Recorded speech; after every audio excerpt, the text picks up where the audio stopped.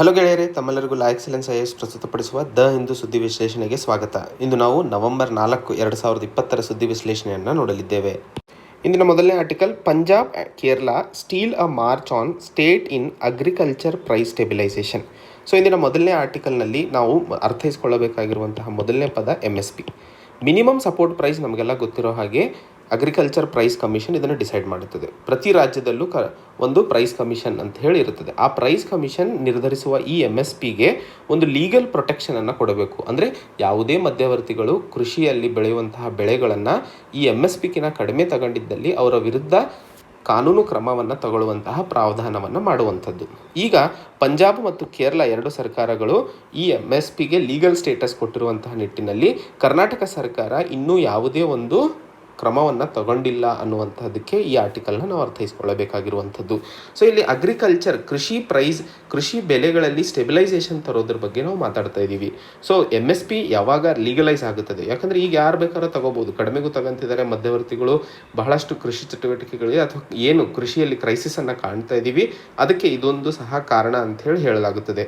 So ಈ legal status ಬಗ್ಗೆ ಕರ್ನಾಟಕ ಸರ್ಕಾರ ಅಥವಾ ಕರ್ನಾಟಕ ಅಗ್ರಿಕಲ್ಚರ್ ಪ್ರೈಸ್ ಕಮಿಷನ್ 2015 ಇದರ ಬಗ್ಗೆ ಕಾರ್ಯವನ್ನು ಶುರು ಮಾಡಿತ್ತು. 2018 ರೆಕಮೆಂಡೇಷನ್ಸ್ಗಳನ್ನು ಕೊಟ್ಟು ಈ MSPಯನ್ನು ಲೀಗಲ್ ಸ್ಟೇಟಸ್ ಕೊಡಬೇಕು ಅನ್ನುವಂತಹ ಪ್ರಾವಧಾನವನ್ನು ಅಥವಾ ರೆಕಮೆಂಡೇಷನ್ನ ಸರ್ಕಾರಕ್ಕೆ ಮಾಡಲಾಗಿತ್ತು. ಹಾಗೂ ಎರಡನೇ ಹಂತದಲ್ಲಿ agriculture produce procurement responsibility act ಏನಿದೆಯೋ ಇದನ್ನೂ ಸಹ ಜಾರಿಗೆ ತರಬೇಕು ಅಂತ ಹೇಳಲಾಗಿತ್ತು. ಏನಿದು agriculture produce procurement responsibility act? So ಇದರ ಅಡಿಯಲ್ಲಿ ರಾಜ್ಯ ಸರ್ಕಾರ ನಡೆಸುವಂತಹ ಎಷ್ಟೋ ವೆಲ್ಫೇರ್ ಸ್ಕೀಮ್ಸ್ ಏನಿದ್ದಾವೆ, ಈಗ ಇಂದಿರಾ ಕ್ಯಾಂಟೀನ್ ಆಗಿರಬಹುದು, ಇಂಟಿಗ್ರೇಟೆಡ್ ಚೈಲ್ಡ್ ಡೆವಲಪ್ಮೆಂಟ್ ಸ್ಕೀಮ್ ಆಗಿರಬಹುದು, ಅಥವಾ ಪಬ್ಲಿಕ್ ಡಿಸ್ಟ್ರಿಬ್ಯೂಷನ್ ಸಿಸ್ಟಮ್ ಆಗಿರಬಹುದು, ಮಿಡ್ ಡೇ ಮೀಲ್ ಸ್ಕೀಮ್ ಆಗಿರಬಹುದು, ಇದರ ಅಡಿಯಲ್ಲಿ ರಾಜ್ಯ ಸರ್ಕಾರ ಸುಮಾರು 500 ಕ್ವಿಂಟಲಷ್ಟು ಧಾನ್ಯಗಳನ್ನು ಪಡೆಯುತ್ತದೆ. ಕೆಲವೊಂದು ಧಾನ್ಯಗಳನ್ನು ನೇರವಾಗಿ ರೈತರಿಂದ MSPಯಲ್ಲಿ ಪಡಿತಾ ಇದ್ದು, ಬಹಳಷ್ಟು ಸ್ಕೀಮ್ಗಳಿಂದ ನಾವು ಟೆಂಡರ್ ಮೂಲಕ ಪಡಿತಾ ಇದ್ದೀವಿ ಮಧ್ಯವರ್ತಿಗಳಿಂದ. ಸೊ ಈ ಟೆಂಡರ್ ಸಿಸ್ಟಮನ್ನು ತೆಗೆದುಹಾಕಿಬಿಟ್ಟು MSPಯಲ್ಲಿ ರೈತರಿಂದನೇ ಪಡೆಯೋದಕ್ಕೆ ಪ್ರಾವಧಾನವನ್ನು ಈ ಅಗ್ರಿಕಲ್ಚರ್ ಪ್ರೊಡ್ಯೂಸ್ ಪ್ರೊಕ್ಯೂರ್ಮೆಂಟ್ ರೆಸ್ಪಾನ್ಸಿಬಿಲಿಟಿ ಆ್ಯಕ್ಟ್ನ ಅಡಿಯಲ್ಲಿ ಮಾಡಲಾಗಿದೆ. ಸೊ ಈ ಎರಡು ಪ್ರಾವಧಾನಗಳನ್ನು ಅಥವಾ ಈ ಎರಡು ರೆಕಮೆಂಡೇಷನ್ಸ್ಗಳನ್ನು ಅತಿ ಮುಖ್ಯವಾಗಿ ಕೃಷಿ ಕ್ಷೇತ್ರದಲ್ಲಿ ಆಗ್ತಾ ಇರುವಂತಹ ಕ್ರೈಸಿಸ್ ಹಾಗೂ ಈಗ ಕೋವಿಡ್ ನಂತರವೂ ಸಹ ಬಹಳಷ್ಟು ಕೃಷಿ ಚಟುವಟಿಕೆಗಳಲ್ಲಿ ಎಕನಾಮಿಕ್ ಆರ್ಥಿಕ ಆ್ಯಕ್ಟಿವಿಟಿನ ಹೆಚ್ಚಿಸುವಂತಹ ನಿಟ್ಟಿನಲ್ಲಿ ಈ ಒಂದು ಪ್ರಾವಧಾನಗಳನ್ನು ಜಾರಿ ಮಾಡಿದ್ದಲ್ಲಿ ರಾಜ್ಯ ಸರ್ಕಾರ ಕೃಷಿ ಕ್ಷೇತ್ರದಲ್ಲಿ ಹೆಚ್ಚಿನ ಬೆಳವಣಿಗೆ ಕಾಣಲು ನಾವು ಸಾಧ್ಯವಾಗಲಿದೆ ಅನ್ನುವಂಥದ್ದನ್ನು ಈ ಆರ್ಟಿಕಲಲ್ಲಿ ಸಂಕ್ಷಿಪ್ತವಾಗಿ ಹೇಳ್ತಾ ಇರುವಂಥದ್ದು. ಸೊ KS ಮೇನ್ಸ್ನಲ್ಲಿ ಅಗ್ರಿಕಲ್ಚರ್ ರಿಫಾರ್ಮ್ಸ್ ಆಗಿರಬಹುದು ಅಥವಾ ಅಗ್ರಿಕಲ್ಚರ್ MSPಗೆ ಸಂಬಂಧಿಸಿದಂತೆ ಕರ್ನಾಟಕ ರಾಜ್ಯದಲ್ಲಿ ಏನು ಮಾಡಬೇಕಾಗಿರುವ ಅವಶ್ಯಕತೆಗಳು ಇದ್ದಾವೆ ಅಂತಂದಾಗ ಈ ಕರ್ನಾಟಕ ಅಗ್ರಿಕಲ್ಚರ್ ಪ್ರೈಸ್ ಕಮಿಷನ್ 2018 ರಿಪೋರ್ಟ್ನಲ್ಲಿರುವಂತಹ 2 ರಿಕಮೆಂಡೇಷನ್ಸ್ಗಳನ್ನು ಮೆನ್ಷನ್ ಮಾಡಿ ಲೀಗಲ್ ಸ್ಟೇಟಸ್ ಪ್ರೊವೈಡ್ ಮಾಡುವಂಥದ್ದು MSPಗೆ ಮತ್ತು ಅಗ್ರಿಕಲ್ಚರ್ ಪ್ರೊಡ್ಯೂಸ್ ಪ್ರೊಕ್ಯೂರ್ಮೆಂಟ್ ರೆಸ್ಪಾನ್ಸಿಬಿಲಿಟಿ ಆ್ಯಕ್ಟ್ನ ಜಾರಿಗೆ ತಂದಿದ್ದಲ್ಲಿ ರೈತರ ಇನ್ಕಮ್ನಲ್ಲೂ ಹಾಗೂ ರೈತರ ಕೃಷಿ ಕ್ರೈಸಿಸ್ ಏನು ಅನುಭವಿಸ್ತಿದ್ದಾರೆ ಅದನ್ನು ಅವಾಯ್ಡ್ ಮಾಡಲು ಸಾಧ್ಯವಾಗುತ್ತದೆ ಅನ್ನುವಂತಹ ಪಾಯಿಂಟನ್ನು ನಾವು ಕನ್ಕ್ಲೂಷನಲ್ಲಿ ಬರೆದಾಗ ನಮ್ಮ ಆನ್ಸರ್ ಇನ್ನೂ ಹೆಚ್ಚಿಗೆ ಮಾರ್ಕ್ಸ್ ಫೆಚ್ ಮಾಡಲು ಸಾಧ್ಯವಾಗುತ್ತದೆ. ಮುಂದಿನ article, governor can rule on Rajiv's convict plea. So Rajiv ಗಾಂಧಿಯವರ ಅಸಾಸಿನೇಷನ್ ಕೇಸ್ 1991 AG ಪೆರಾರಿವೆಲನ್ ಅನ್ನುವಂತಹ ವ್ಯಕ್ತಿಯನ್ನು, ಆವಾಗ 19 ವಯಸ್ಸಾಗಿದ್ದು, ಇವರು LTTಗೆ 2 9V ಬ್ಯಾಟ್ರೀಸ್ಗಳನ್ನು ಕೊಟ್ಟಿರ್ತಾರೆ. ಬಟ್ ಅವರಿಗೆ ಯಾವುದೇ ಒಂದು ಮಾಹಿತಿ ಇರಲಿಲ್ಲ ಇದ್ರ ಬಗ್ಗೆ ಅನ್ನುವಂಥದ್ದನ್ನು ಆಗಿನ ಇನ್ವೆಸ್ಟಿಗೇಷನಲ್ಲಿ ಅವರು ತಿಳಿಸಿರ್ತಾರೆ. ಆದರೆ ಇವರಿಂದ ಇನ್ನೂ ಒಂದು ಮಾಹಿತಿಯನ್ನು ಪಡಿಬೇಕು ಅಂತ ಹೇಳಿ ಇವರನ್ನು ಕನ್ವಿಕ್ಟ್ ಆಗಿ ಮಾಡಿ ಜೀವಾವಧಿ ಶಿಕ್ಷೆಯನ್ನು ಸಲ್ಲಿಸಿರುತ್ತಾರೆ. ಸೊ ಆ ಸಮಯದಲ್ಲಿ 19 ವರ್ಷದ ಇವರು ಇವಾಗ 45 ವರ್ಷದವರಾಗಿದ್ದು ಇದುವರೆಗೆ ಯಾವುದೇ ಒಂದು ಪ್ರೋಗ್ರೆಸ್ ಆಗಿಲ್ಲ ಅನ್ನುವಂಥದ್ದು. 2015 ಕ್ಷಮೆಯಾಚನೆಯನ್ನು ಇವರು ಗವರ್ನರಿಗೆ ಸಲ್ಲಿಸಿರುತ್ತಾರೆ. 2018 ಸೆಪ್ಟೆಂಬರ್ 6 ಆಗಿನ ಸುಪ್ರೀಂ ಕೋರ್ಟು ಗವರ್ನರ್ ಅವರಿಗೆ ಈ ಕ್ಷಮೆಯಾಚನೆಯ ಬಗ್ಗೆ ಒಂದಿಷ್ಟು ಆಲೋಚಿಸುವ ಅಥವಾ ಯೋಚಿಸುವ ಬಗ್ಗೆ ಡೈರೆಕ್ಷನ್ಸನ್ನು ಕೊಟ್ಟಿದ್ದು, ಸೆಪ್ಟೆಂಬರ್ 9 ತಮಿಳುನಾಡು ಕ್ಯಾಬಿನೆಟ್ ಸರ್ಕಾರವು ಅಥವಾ ಸರ್ಕಾರದ ಕ್ಯಾಬಿನೆಟ್ ಕಮಿಟಿಯು ಈ ಒಂದು ಪೆರಾರಿವೆಲನ್ ಅವರಿಗೆ ರೆಮಿಟನ್ನು ಅಥವಾ ರೆಮಿಟೇಷನನ್ನು ಕೊಡಬೇಕು ಅಂಥೇಳಿ, ರೆಮಿಟ್ ಬಗ್ಗೆ ನಾನು ಹೇಳ್ತೀನಿ ಏನು ರೆಮಿಟ್ ಅಂಥೇಳಿ. ಸೊ ರೆಮಿಟ್ ಮಾಡಬೇಕು ಅನ್ನುವಂತಹ ರೆಕಮೆಂಡೇಷನನ್ನು ಕೊಟ್ಟಿತ್ತು. ಆದರೆ ತಮಿಳುನಾಡು ಗವರ್ನರ್ ಯಾವುದೇ ಒಂದು ಕೆಲಸವನ್ನು ಅಥವಾ ಆ ಒಂದು ರೆಮಿಷನನ್ನು ಮುಂದೆ ತಗೊಂಡು ಹೋಗಿಲ್ಲದೆ ಇರೋದಕ್ಕೆ ಇವತ್ತು ಈ ಆರ್ಟಿಕಲ್ನಲ್ಲಿ ಸುಪ್ರೀಂ ಕೋರ್ಟ್ ಅದರ ಬಗ್ಗೆ ಚರ್ಚಿಸಿದ್ದು. ಈ ಆರ್ಟಿಕಲ್ನಲ್ಲಿ ನಾವು ಪಾರ್ಡನಿಂಗ್ ಪವರ್ಸ್ ಅಥವಾ ಕ್ಷಮೆ ಕೊಡುವಂತಹ ಪವರ್ಸ್ ಏನು ಗವರ್ನರಿಗಿದೆ ಆರ್ಟಿಕಲ್ 161 ಮತ್ತು ಆರ್ಟಿಕಲ್ 72 ಅಡಿಯಲ್ಲಿ ಪ್ರೆಸಿಡೆಂಟಿಗೆ ಕ್ಷಮೆ ಕೊಡುವಂತಹ ಪವರ್ಸ್ಗಳನ್ನು ಕೊಟ್ಟಿರುವಂಥದ್ದು ನಮ್ಮ ಸಂವಿಧಾನದಲ್ಲಿ. ಸೊ ಏನು ಇವು ಕ್ಷಮೆಯಾಚನೆ ಹಾಕಿದಾಗ ಯಾವ ಯಾವ ಪವರ್ಸು 161ರ ಅಡಿಯಲ್ಲಿ ಗವರ್ನರಿಗೆ, ಆರ್ಟಿಕಲ್ 72ರ ಅಡಿಯಲ್ಲಿ ಪ್ರೆಸಿಡೆಂಟಿಗೆ ಇದೆ ಅನ್ನುವಂತಹ ಸಂಕ್ಷಿಪ್ತ ಮಾಹಿತಿಯನ್ನು ನಾವಿಲ್ಲಿ ಅರ್ಥೈಸಿಕೊಳ್ಳಬೇಕಾಗಿರುವಂಥದ್ದು. ಮುಂದಿನ ಭಾಗದಲ್ಲಿ pardoning powers of governor. So ಗವರ್ನರ್ಗೆ ಇರುವಂತಹ ಕ್ಷಮೆಯಾಚನೆ ಏನು ಕೊಟ್ಟಿರ್ತಾರೋ ಕೈದಿಗಳು, ಅದಕ್ಕೆ ಕೊಟ್ಟಿರುವಂತಹ ಸಂವಿಧಾನದಲ್ಲಿ ಪವರ್ಸ್ ಆರ್ಟಿಕಲ್ 161ರ ಅಡಿಯಲ್ಲಿ ಕೊಟ್ಟಿರುವಂಥದ್ದು. ಹಾಗೆ ಪ್ರೆಸಿಡೆಂಟಿಗೆ ಇರುವಂತಹ ಪವರ್ಸ್ ಆರ್ಟಿಕಲ್ 72ರ ಅಡಿಯಲ್ಲಿ. ಸೊ ಯಾವೊಬ್ಬ ವ್ಯಕ್ತಿಯು ಕೈದಿ ಸ್ಟೇಟ್ ಲಾ ವಿರುದ್ಧವಾಗಿ, ಅಂದರೆ ರಾಜ್ಯದ ಏನು ಲಾಸ್ ಇದಾವೋ ಅದ್ರ ವಿರುದ್ಧವಾಗಿ ಕೈದಿ ಕನ್ವಿಕ್ಟ್ ಆಗಿರ್ತಾನೋ ಅಥವಾ ಕೈದಿಗೆ ಶಿಕ್ಷೆಯನ್ನು ಹಾಕಿರ್ತಾರೋ ಆ ಕೈದಿಗಳಿಗೆ ಪಾರ್ಡನ್, ರೆಸ್ಪೈಟ್, ರಿಪ್ರೈವ್, ರೆಮಿಟ್ ಹಾಗೂ ಕಮ್ಯೂಟ್ ಬಗ್ಗೆ ನಾವಿಲ್ಲಿ ಅರ್ಥೈಸ್ಕೊಳ್ಳುತ್ತಿದ್ದೇವೆ. ಸೊ ಗವರ್ನರಿಗೆ ಇರುವಂತಹ ಪವರ್ಸ್ ಪಾರ್ಡನ್, ರೆಸ್ಪೈಟ್, ರೆಮಿಷನ್, ರಿಪ್ರೈವ್ ಮತ್ತು ಕಮಿಟ್. ಸೊ ಇವು ಪದಗಳ ಅರ್ಥ ಮೊದಲಿಗೆ ಅರ್ಥೈಸ್ಕೊಳ್ಳೋಣ. ಯಾವುದೇ ಕ್ಷಮೆಯಾಚನೆ ಬಂದಿದ್ದಲ್ಲಿ ಪಾರ್ಡನ್ ಅನ್ನುವಂತಹ ಪದ ಇದ್ದದ್ದಲ್ಲಿ ಆ ಕೈದಿಗೆ ಇರುವಂತಹ ಎಲ್ಲ ಏನು ಕೇಸಸ್ ಇದಾವೋ ಅಥವಾ ಏನು ಶಿಕ್ಷೆಯನ್ನು ಹಾಕಲಾಗಿದೆಯೋ ಆ ಶಿಕ್ಷೆಯನ್ನು ತೆಗೆದು ಹಾಕಿಬಿಟ್ಟು ಅವರನ್ನು ಜೈಲಿಂದ ಹೊರ ಕಳಿಸುವಂಥದ್ದು. ಸೊ ಗವರ್ನರಿಗೆ ಯಾವುದೇ ಮರಣದಂಡನೆಗೆ ಒಳಗಾದಂತಹ ಕೈದಿ ಇರ್ತಾನೋ ಅವನಿಗೆ ಪಾರ್ಡನ್ ಕೊಡುವಂತಹ ಪವರ್ ಇಲ್ಲ. ಮತ್ತು ಕೋರ್ಟ್ ಮಾರ್ಷಲ್ ಆಗಿರ್ತಾರೋ ಆರ್ಮಿ ಆಫೀಸರ್ಸ್ಗಳು, ಆ ಒಂದು ಕೋರ್ಟ್ ಮಾರ್ಷಲ್ ಆದಂತಹ ವ್ಯಕ್ತಿಗಳಿಗೂ ಸಹ ಈ ಒಂದು ಪ್ರಾವಧಾನವನ್ನು ಗವರ್ನರಿಗೆ ಕೊಟ್ಟಿಲ್ಲ. ಮತ್ತು ರೆಸ್ಪೈಟ್ ಅಂತಂದರೆ ಏನು ಕೈದಿಗೆ ಶಿಕ್ಷೆಯನ್ನು ಕೊಡಲಾಗಿದೆಯೋ ಆ ಶಿಕ್ಷೆಯನ್ನು ತೆಗೆದು ಹಾಕಿಬಿಟ್ಟು ಕಡಿಮೆ ಶಿಕ್ಷೆಯನ್ನು ಕೊಡುವಂಥದ್ದು ಸ್ಪೆಷಲ್ ಕೇಸಸ್ನಲ್ಲಿ. ಯಾರಾದರೂ ಅಂಗವಿಕಲರಾಗಿರಬಹುದು ಅಥವಾ ಪ್ರೆಗ್ನೆಂಟ್ ಲೇಡಿ ಆಗಿರಬಹುದು. ಸೊ ರೆಸ್ಪೈಟ್ ಅಂತಂದರೆ ಕಡಿಮೆ ಶಿಕ್ಷೆ ಕೊಡುವಂಥದ್ದು.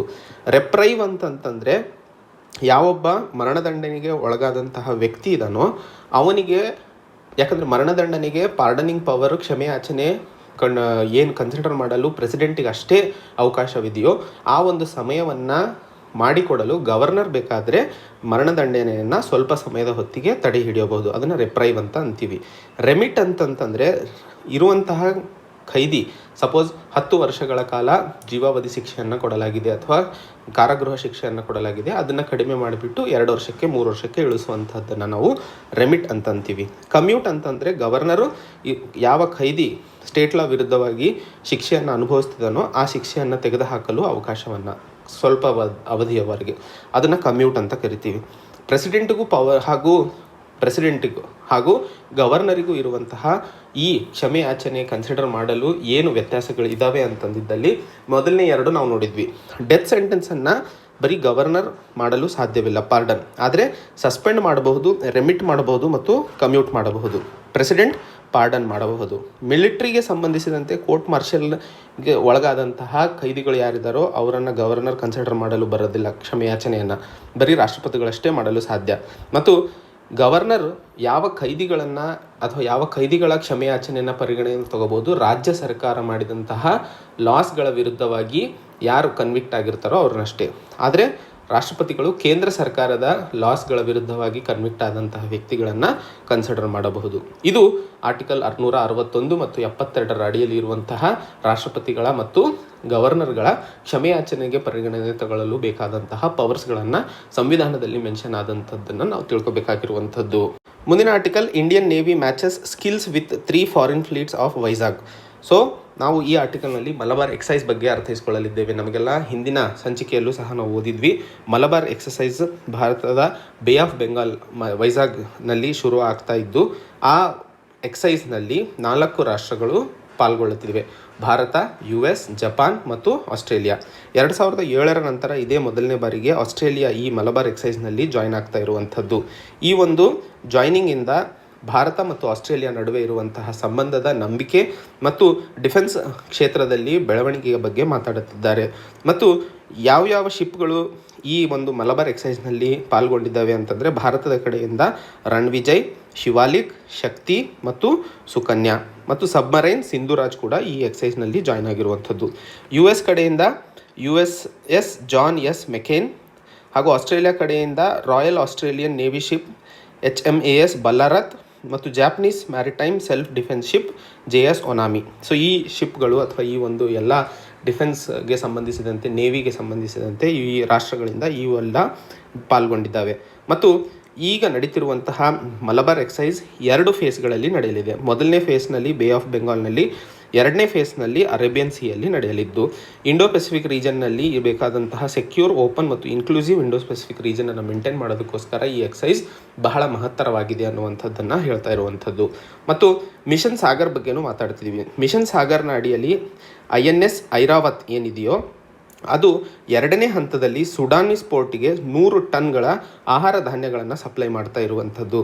ಸೊ ಈ ಮಿಷನ್ ಸಾಗರ್ನ ಅಡಿಯಲ್ಲಿ ಭಾರತ ತನ್ನ ಸ್ನೇಹ ಅಥವಾ ತನ್ನ ಫ್ರೆಂಡ್ಲಿ ನೇಷನ್ಸ್ ಯಾವ್ಯಾವಿದಾವೋ ಈ ಕೋವಿಡ್-19 ಪ್ಯಾಂಡಮಿಕ್ಕಿಂದ ಹೊಡೆದಾಡಲು ಸಹಾಯ ಹಸ್ತವನ್ನು ಚಾಚಿರುವಂಥದ್ದು ಈ ಮಿಷನ್ ಸಾಗರ್ನ ಅಡಿಯಲ್ಲಿ. ಮಿಷನ್ ಸಾಗರ್ ಮೊದಲನೇ ಫೇಸ್ ಮೇ-ಜೂನ್ 2020ರಲ್ಲಿ ಶುರುವಾಗಿತ್ತು.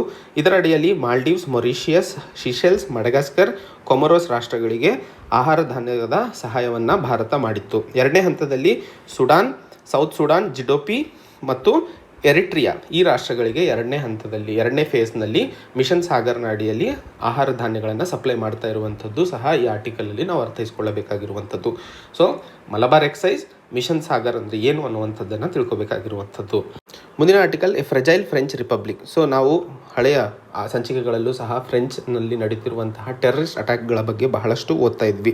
ಈಗ ಇರುವಂತಹ ಕೋವಿಡ್-19 ಸಮಯದಿಂದ ಅಥವಾ ಕೋವಿಡ್-19 ಬಂದ ಮೇಲೆ ಅಲ್ಲಿನ ಸರ್ಕಾರ ಈ ಒಂದು ಪ್ಯಾಂಡಮಿಕನ್ನೇ ಕಂಟ್ರೋಲ್ ಮಾಡಲು ಹೊಡೆದಾಡುತ್ತಿರುವಂತಹ ಸಮಯದಲ್ಲಿ ಈ ಒಂದು ರಿಲಿಜಿಯಸ್ ಐಡಿಯಾಲಜಿ ಮೇಲೆ ಟೆರರಿಸ್ಟ್ಗಳು ಮಾಡ್ತಾ ಇರುವಂತಹ ಅಟ್ಯಾಕ್ ಬಹಳ ಸಾಮಾನ್ಯವಾಗಿ ಹೊರಹೊಮ್ತಾ ಇದೆ ಫ್ರಾನ್ಸ್ನಲ್ಲಿ.